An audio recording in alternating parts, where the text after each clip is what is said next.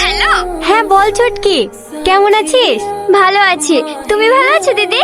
হ্যাঁ ভালো আছি। বাড়ির সবাই ভালো আছে? হ্যাঁ ভালো আছে। কালকে আমার বার্থডে, তোমার নেমন্তন্ন থাকলো, বাড়িতে সকাল সকাল চলে আসবা। কালকে তোর বার্থডে না? আচ্ছা ঠিক আছে ঠিক আছে, যাবো।